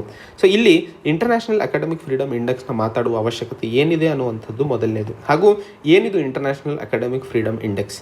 ಮೊದಲಿಗೆ ಇದರ ಅವಶ್ಯಕತೆ ಏನು? ನ್ಯಾಷನಲ್ ಎಜುಕೇಷನ್ ಪಾಲಿಸಿ ಜುಲೈ 29 ಈ ವರ್ಷ 2020ರಲ್ಲಿ ಜಾರಿಗೆ ತರಲಾಯಿತು. ಇದರ ಅಡಿಯಲ್ಲಿ ದೇಶದಲ್ಲಿ ಇರುವಂತಹ ಶಿಕ್ಷಣ ಕ್ಷೇತ್ರದಲ್ಲಿ ಒಂದಿಷ್ಟು ಬದಲಾವಣೆಗಳ ಬಗ್ಗೆ ಮಾತಾಡ್ತಾ ಇದ್ದೀವಿ. ಭಾರತವನ್ನು ಒಂದು ಸೂಪರ್ ಪವರ್ ಆಗಿ ಜ್ಞಾನದ ಕ್ಷೇತ್ರದಲ್ಲಿ ಹೊರಹೊಮ್ಮಿಸಲು ಈ ಒಂದು ಪಾಲಿಸಿಯನ್ನು ತಂದಿರುವಂಥದ್ದು. ಮತ್ತು ಈ ಒಂದು ಪಾಲಿಸಿಯನ್ನು ಯುನೈಟೆಡ್ ನೇಷನ್ಸ್ನ ಸಸ್ಟೈನಬಲ್ ಡೆವಲಪ್ಮೆಂಟ್ ಗೋಲ್ 4ರ ಅನ್ವಯ ಜಾರಿಗೆ ತಂದಿರುವಂಥದ್ದು. ಎಲ್ಲ ಮಕ್ಕಳಿಗೆ ಯೂನಿವರ್ಸಲ್ ಆಕ್ಸೆಸ್ ಟು ಎಜುಕೇಷನ್ ಮತ್ತು ಗ್ರಾಸ್ ಎನ್ರೋಲ್ಮೆಂಟ್ ರೇಷಿಯೋ ಏನಿದೆ ಅದು ಕಡಿಮೆ ಆಗ್ತಾ ಇರೋದನ್ನು ತಡಿಸಿ ಹೆಚ್ಚಿಸುವಂತಹ ನಿಟ್ಟಿನಲ್ಲಿ ಈ 3 ಉದ್ದೇಶಕ್ಕೆ ನ್ಯಾಷನಲ್ ಎಜುಕೇಷನ್ ಪಾಲಿಸಿಯನ್ನು ಜಾರಿಗೆ ತಂದಿದ್ದರು. ಆದರೆ ಇಂಟರ್ನ್ಯಾಷನಲ್ ಅಕಾಡೆಮಿಕ್ ಫ್ರೀಡಮ್ ಇಂಡೆಕ್ಸ್ನಲ್ಲಿ ಭಾರತ ಪಡೆದಿರುವಂತಹ ಪಾಯಿಂಟ್ಸನ್ನು ನೋಡಿದಾಗ ಅರ್ಥೈಸ್ಕೊಳ್ಳಬೇಕಾಗಿರುವಂಥದ್ದು, ಭಾರತದಲ್ಲಿ ಸ್ಕಾಲರ್ಸ್ಗಳಿಗೆ ರಾಜಕೀಯವಾಗಿ ಇರ್ಬೋದು, ಸಾಂಸ್ಕೃತಿಕವಾಗಿ ಕಾಂಟ್ರವರ್ಷಿಯಲ್ ಟಾಪಿಕ್ಸ್ಗಳ ಮೇಲೆ ಡಿಸ್ಕಸ್ ಮಾಡೋದಾಗಿರಲಿ ಅಥವಾ ಅದರ ಬಗ್ಗೆ ಹೇಳೋದಾಗಿರಲಿ ಅವಕಾಶವನ್ನು ಮಾಡಿಕೊಟ್ಟಿಲ್ಲ. ನ್ಯಾಷನಲ್ ಎಜುಕೇಷನ್ ಪಾಲಿಸಿ ಈ ಒಂದು ಪ್ರಾವಧಾನಗಳು ಯಾವ ಹಿಂದಿಕ್ಕಿದ್ವೋ ಆ ಒಂದು ಪ್ರಿನ್ಸಿಪಲನ್ನು ತೆಗೆದುಬಿಟ್ಟು ರಚನಾತ್ಮಕ ಮತ್ತು ಕ್ರಿಟಿಕಲ್ ಥಿಂಕಿಂಗನ್ನು ನಮ್ಮ ಶಿಕ್ಷಣ ಕ್ಷೇತ್ರದಲ್ಲಿ ತರಲು ರಾಜಕೀಯವಾಗಿ ಮತ್ತು ಯಾವುದೇ ಬೇರೆ ಇಂಟರ್ಫೆರೆನ್ಸ್ಗಳನ್ನು ಬದಿಗಿಡಲು ಈ ನ್ಯಾಷನಲ್ ಎಜುಕೇಷನ್ ಪಾಲಿಸಿ ಪ್ರಾವಧಾನಗಳನ್ನು ಮಾಡಿದೆ. ಮತ್ತು ಯಾವುದೇ ಕರಿಕ್ಯುಲಮ್ ಏನು ಅಪ್ರೋಚ್ ಇರಬೇಕು ಮಕ್ಕಳಿಗೆ ಕಲಿಸಲು, ಏನು ಫ್ರೇಮ್ವರ್ಕನ್ನು ಒಳಪಡಿಸ್ಕೋಬೇಕು, ಅದಕ್ಕೆ ಒಂದು ಫ್ರೀಡಮನ್ನು ಕೊಟ್ಟಿರುವಂಥದ್ದು. ಮತ್ತು ಒಂದು ನ್ಯಾಷನಲ್ ರಿಸರ್ಚ್ ಫೌಂಡೇಶನ್ ಅಂತ ಹೇಳಿ ಒಂದು ಏಜೆನ್ಸಿಯನ್ನು ಕ್ರಿಯೇಟ್ ಮಾಡುತ್ತದೆ. ಆ ಏಜೆನ್ಸಿಯಲ್ಲಿ ಗವರ್ಮೆಂಟಿಗೆ ಸಂಬಂಧಿಸಿದಂತೆ ಯಾರೂ ಇರಲ್ಲ. ಒಂದು ಬೋರ್ಡ್ ಆಫ್ ಗವರ್ನರ್ಸನ್ನು ರಚನೆ ಮಾಡಿಬಿಟ್ಟು ರಿಸರ್ಚ್ ಮತ್ತು ಇನ್ನೋವೇಷನ್ಸ್ಗಳು ಬೇರೆ ಬೇರೆ ಫೀಲ್ಡಲ್ಲಿ ಆಗಬೇಕಾಗಿರುವಂತಹ ಪ್ರಾವಧಾನಗಳನ್ನು ಮಾಡಲಾಗಿದೆ. ಆದರೆ ಈ ಪ್ರಾವಧಾನಗಳು ಎಷ್ಟರ ಮಟ್ಟಿಗೆ ಗ್ರೌಂಡ್ ಲೆವೆಲಲ್ಲಿ ಇಂಪ್ಲಿಮೆಂಟ್ ಆಗಲಿದ್ದಾವೆ ಅನ್ನುವಂಥದ್ದನ್ನು ಕಾದು ನೋಡಬೇಕಾಗಿದೆ. ಇಂಟರ್ನ್ಯಾಷನಲ್ ಅಕಾಡೆಮಿಕ್ ಫ್ರೀಡಮ್ ಇಂಡೆಕ್ಸ್ನಲ್ಲಿ ಭಾರತ ಕಡಿಮೆ ಅಂಕಗಳನ್ನು ಪಡೆಯಲು ಮುಖ್ಯ ಕಾರಣಗಳು, ಉದಾಹರಣೆಗೆ ಜಾಮಿಯಾ ಮಿಲಿಯಾ ಯೂನಿವರ್ಸಿಟಿಯ ಮೇಲೆ ನಡೆಯುವಂತಹ ದಾಳಿ ಅಥವಾ ಜವಾಹರ್ಲಾಲ್ ನೆಹರು ಯೂನಿವರ್ಸಿಟಿಗಳಲ್ಲಿ ಇರುವಂತಹ ವಿದ್ಯಾರ್ಥಿಗಳನ್ನು ಆ್ಯಂಟಿ ನ್ಯಾಷನಲ್ ಅಂತ ಕರೆಯುವಂಥದ್ದಾಗಿರಲಿ. ಯಾಕಂದರೆ ಎಲ್ಲರಿಗೂ ಕಲಿಯುವಂತಹ ಮತ್ತು ಎಕ್ಸ್ಪ್ರೆಸ್ ಮಾಡುವಂತಹ ಅವಕಾಶವನ್ನು ಹಾಗೂ ಸ್ವತಂತ್ರವನ್ನು ಕೊಡಬೇಕಾಗಿರುವಂಥದ್ದು ಆ ದೇಶದ ಶಿಕ್ಷಣ ಸಿಸ್ಟಮ್ನ ಒಂದು ಪ್ರಾವಧಾನವಾಗಿರಬೇಕು. ಆದರೆ ಭಾರತದಲ್ಲಿ ರೆಂಟ್ ಸೀಕಿಂಗ್ ಕಲ್ಚರ್ ಅನ್ನೋದ್ರ ಬಗ್ಗೆ ಮಾತಾಡ್ತಿದ್ದೀವಿ. ರೆಂಟ್ ಸೀಕಿಂಗ್ ಕಲ್ಚರ್ ಅಂತಂದರೆ ಚೇರ್ಮನ್ ಆಗಿರ್ಬೋದು, ವೈಸ್ ಚೇರ್ಮನ್ ಆಗಿರಬಹುದು, ವೈಸ್ ಚಾನ್ಸಲರ್ಗಳಾಗಿರಬಹುದು, ರಿಜಿಸ್ಟ್ರಾರ್ಗಳಾಗಿರ್ಬೋದು, ಇವರೆಲ್ಲರೂ ಪೊಲಿಟಿಸೈಸ್ಡ್ ಆಗಿದ್ದಾರೆ, ರಾಜಕೀಯವಾಗಿ ಅಪಾಯಿಂಟ್ ಆಗಿರುವಂಥವ್ರು. ಎಲ್ಲಿ ರಾಜಕೀಯ ಇನ್ಫ್ಲೂಯೆನ್ಸ್ ಕಾಲೇಜ್ಗಳಲ್ಲಿ ಇರ್ತದೆಯೋ ಅಲ್ಲಿ ವಿದ್ಯಾರ್ಥಿಗಳ ಅಡ್ಮಿಷನ್ಸಲ್ಲಾಗಿರಬಹುದು ಅಥವಾ ಟೀಚರ್ಸ್ಗಳ ಅಪಾಯಿಂಟ್ಮೆಂಟಲ್ಲಾಗಿರ್ಬೋದು, ಅಲ್ಲೂ ಸಹ ಕರಪ್ಷನ್ಗಳು ಹೆಚ್ಚಾಗಲು ಸಾಧ್ಯವಾಗುತ್ತದೆ. ಸೊ ಈ ರೀತಿಯ ಯೂನಿವರ್ಸಿಟೀಸ್ಗಳಲ್ಲಿ ಬ್ಯೂರೋಕ್ರಾಟಿಕ್ ಇನ್ಫ್ಲೂಯೆನ್ಸ್ ಜಾಸ್ತಿ ಆಗ್ತಾ ಇದೆ, ರಾಜಕೀಯ ಇನ್ಫ್ಲೂಯೆನ್ಸ್ ಇರೋದ್ರಿಂದ. ಸೊ ಎಲ್ಲಿಯವರೆಗೆ ಈ ಇನ್ಫ್ಲೂಯೆನ್ಸ್ ಕಡಿಮೆ ಆಗಲ್ವೋ ಅಲ್ಲಿಯವರೆಗೆ ನಾವು ಇಂಟರ್ನ್ಯಾಷನಲ್ ಅಕಾಡೆಮಿಕ್ ಫ್ರೀಡಮ್ ಇಂಡೆಕ್ಸ್ನಲ್ಲಿ ಬದಲಾವಣೆ ಅಥವಾ ಇಂಪ್ರೂವ್ಮೆಂಟ್ಸ್ಗಳನ್ನು ತೋರಿಸಲು ಸಾಧ್ಯವಾಗೋದಿಲ್ಲ ಅನ್ನುವಂಥದ್ದನ್ನು ಹೇಳ್ತಾ ಇರುವಂಥದ್ದು. ಸೊ ಆರ್ಥಿಕವಾಗಿ, ರಾಜಕೀಯವಾಗಿ ಮತ್ತು ಸಾಂಸ್ಕೃತಿಕವಾಗಿ ರೈಟ್ಸ್ಗಳು ಏನಿದಾವೋ ಅವುಗಳನ್ನು ಡಿಸ್ಕಸ್ ಮಾಡೋದು ಶಿಕ್ಷಣ ಕ್ಷೇತ್ರದಲ್ಲಿ ಬಹಳ ಇಂಪಾರ್ಟೆಂಟ್ ಆಗಿರುವಂಥದ್ದು. ಆವಾಗಲೇ ವಿದ್ಯಾರ್ಥಿಗಳು ಅದನ್ನು ಅರ್ಥೈಸ್ಕೊಂಡು ಮುಂದೆ ರಚನಾತ್ಮಕವಾಗಿ ಡಿಸ್ಕಸ್ ಮಾಡಲು ಸಹಕಾರಿಯಾಗುತ್ತದೆ ಅನ್ನುವಂಥದ್ದು. ಹಾಗೆ ಈ ಆರ್ಟಿಕಲ್ನಲ್ಲಿ ಇಂಟರ್ನ್ಯಾಷನಲ್ ಅಕಾಡೆಮಿಕ್ ಫ್ರೀಡಮ್ ಇಂಡೆಕ್ಸ್ನಲ್ಲಿ 8 ಪ್ಯಾರಾಮೀಟರ್ಸ್ಗಳನ್ನು ಒಳಗೊಂಡಿರುತ್ತದೆ. ರಿಸರ್ಚ್ ಮತ್ತು ಟೀಚಿಂಗ್ ಏನಿದೆ ಅದಕ್ಕೆ ಇರುವಂತಹ ಸ್ವತಂತ್ರ, ಅಕಾಡೆಮಿಕ್ ಎಕ್ಸ್ಚೇಂಜ್ ಮತ್ತು ಡಿಸೆಮಿನೇಷನ್ ಅದಕ್ಕೆ ಇರುವಂತಹ ಸ್ವತಂತ್ರ, ಇನ್ಸ್ಟಿಟ್ಯೂಷನ್ಗಳ ಆಟಾನಮಿ ಎಷ್ಟರ ಮಟ್ಟಿಗೆ ಇದೆ, ಕ್ಯಾಂಪಸ್ನಲ್ಲಿ ಇಂಟಿಗ್ರಿಟಿ ಎಷ್ಟರ ಮಟ್ಟಿಗೆ ಇದೆ, ಅಕಾಡೆಮಿಕ್ ಮತ್ತು ಕಲ್ಚರಲ್ ಎಕ್ಸ್ಪ್ರೆಷನ್ ಏನು, ಹಾಗೂ ಸಂವಿಧಾನದಿಂದ ಏನು ಪ್ರಾವಧಾನಗಳನ್ನು ಅಕಾಡೆಮಿಕ್ ಫ್ರೀಡಮಿಗೆ ಮಾಡಿಕೊಡಲಾಗಿದೆ, ಮತ್ತು 7ನೇ ಹಂತದಲ್ಲಿ ಅಂತಾರಾಷ್ಟ್ರೀಯ ಮಟ್ಟದಲ್ಲಿ ಇರುವಂತಹ ಲೀಗಲ್ ಕಮಿಟ್ಮೆಂಟು ಅಕಾಡೆಮಿಕ್ ಫ್ರೀಡಮಿಗೆ ಯಾವ್ಯಾವ ರೀತಿಯಲ್ಲಿ ಕೊಡಲಾಗಿದೆ, ಆರ್ಥಿಕವಾಗಿ, ಸಾಮಾಜಿಕವಾಗಿ ಮತ್ತು ಸಾಂಸ್ಕೃತಿಕವಾಗಿ, ಹಾಗೂ ಯೂನಿವರ್ಸಿಟೀಸ್ಗಳಲ್ಲಿ ಇದು ಹೇಗೆ ಅಪ್ಲೈವಾಗ್ತಿದೆ ಅನ್ನುವಂಥದ್ದು. ಸೊ ಈ 8 ಪ್ಯಾರಾಮೀಟರ್ಸ್ಗಳಲ್ಲಿ ಭಾರತ autonomy, campus integrity, freedom of academic and cultural expression ಹಾಗೂ constitutional protection of academic freedom ಈ ಎಲ್ಲ ಕ್ಷೇತ್ರದಲ್ಲೂ ಹಿಂದೆ ಉಳ್ಕೊಂಡಿರುವಂಥದ್ದು. ಸೊ ಭಾರತ ಈ ಕ್ಷೇತ್ರದಲ್ಲಿ ಅತಿ ಮುಖ್ಯವಾಗಿ ಕೆಲಸ ಮಾಡುವ ಅವಶ್ಯಕತೆ ಇದೆ ಅನ್ನುವಂಥದ್ದನ್ನು ಸಹ ಲೇಖಕರು ಹೇಳ್ತಾ ಇರುವಂಥದ್ದು. ಹಾಗೆ ರೆಂಟ್ ಸಿಕ್ಕಿಂಗ್ ಕಲ್ಚರ್ ಬಗ್ಗೆ ಮಾತಾಡಿದ್ವಿ. ರಾಜಕೀಯ ಇನ್ಫ್ಲೂಯೆನ್ಸ್ ಹೆಚ್ಚಾಗ್ತಾ ಇರೋದರಿಂದ ಬಹಳಷ್ಟು ಟಾಪ್ ಪೊಸಿಷನ್ಗಳು ಇನ್ಫ್ಲೂಯೆನ್ಸ್ ಮೇಲೆ ಅಪಾಯಿಂಟ್ ಆಗ್ತಾ ಇರುವಂಥದ್ದು. ಸೊ ಅದಕ್ಕೂ ಸಹ ನ್ಯಾಷನಲ್ ಎಜುಕೇಷನ್ ಪಾಲಿಸಿ 2020ರಲ್ಲಿ ಡಿಬ್ಯೂರೋಕ್ರಟೈಸ್ ಬಗ್ಗೆ ಮಾತಾಡ್ತಾ ಇದ್ದೀವಿ. ಸೊ ಇದನ್ನು ಎಷ್ಟರ ಮಟ್ಟಿಗೆ ಗ್ರೌಂಡ್ ಲೆವೆಲಲ್ಲಿ ಇಂಪ್ಲಿಮೆಂಟ್ ಆಗಲಿದೆ ಹಾಗೂ ಹೇಗೆ ಪೊಲಿಟಿಕಲ್ ಇನ್ಫ್ಲೂಯೆನ್ಸನ್ನು ಶಿಕ್ಷಣ ಕ್ಷೇತ್ರದಲ್ಲಿ ಕಡಿಮೆ ಮಾಡುವ ಅವಶ್ಯಕತೆ ಹಾಗೂ ಪ್ರಾವಧಾನಗಳು ವರ್ಕ್ ಆಗಲಿದ್ದಾವೆ ಅನ್ನುವಂಥದ್ದನ್ನು ಕಾದು ನೋಡಬೇಕಾಗಿದೆ ಅಂತ ಹೇಳಿ ಲೇಖಕರು ಈ ಆರ್ಟಿಕಲಲ್ಲಿ ಹೇಳ್ತಾ ಇರುವಂಥದ್ದು. ಸೊ ಇಲ್ಲಿ ಇಂಟರ್ನ್ಯಾಷನಲ್ ಅಕಾಡೆಮಿಕ್ ಫ್ರೀಡಮ್ ಇಂಡೆಕ್ಸ್ನ ಬಗ್ಗೆ, ಎಜುಕೇಷನ್ ಕ್ಷೇತ್ರದಲ್ಲಿ ಆಗಬೇಕಾದಂತಹ ಬದಲಾವಣೆಗಳ ಬಗ್ಗೆ ನಾವು ಮಾತಾಡಬೇಕು ಅಂತಂದಿದ್ದಲ್ಲಿ ಈ ಪಾಯಿಂಟ್ಸ್ಗಳನ್ನು ಅತಿ ಮುಖ್ಯವಾಗಿ ಮೆನ್ಷನ್ ಮಾಡಬೇಕಾಗಿರುವಂಥದ್ದು. ಸೊ ಇದು ಇವತ್ತಿನ ಸುದ್ದಿ ವಿಶ್ಲೇಷಣೆಗಳೇ. ಸೊ ಮತ್ತೆ ಹೊಸ ಸಂಚಿಕೆಯೊಂದಿಗೆ ಭೇಟಿಯಾಗೋಣ. ಅಲ್ಲಿಯವರೆಗೆ ಜೈ ಹಿಂದ್, ಜೈ ಕರ್ನಾಟಕ.